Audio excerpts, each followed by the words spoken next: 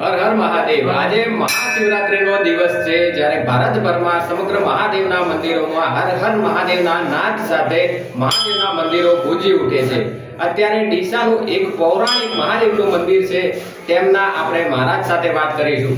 મહારાજ, શું નામ તમારું? મારું નામ રઘુવંત દેવન। કેટલું જૂનું છે? પૌરાણિક મંદિર 800 વર્ષ।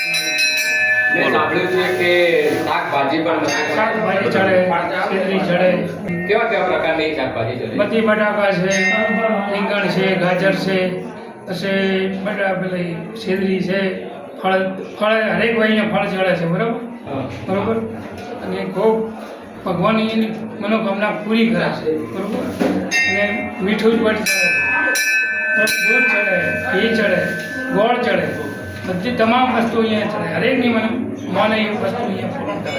હમણાં જ મેં દેખ્યું કે દીવાસળી માચીસ પણ મહાદેવના મંદિરમાં ચડે છે। માચીસ પણ ચડે છે। માચીસ અહીંયા માનતા કરી માચીસ ચડાવે છે, કોઈ અહીંયાની માનવ ભગવાન પૂરી કરે છે। એટલે ભક્તોની કેવી કેવી આસ્થા છે? ખૂબ આશા એનું પૂરણ કરે છે, ખૂબ આશાથી આવે છે।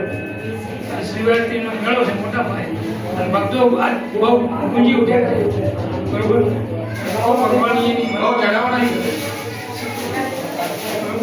આ હતા મહાદેવના મંદિરના પૂજારી, જેમણે જણાવ્યું કે 650 વર્ષથી વધારે આ પૌરાણિક મંદિર છે મહાદેવનું।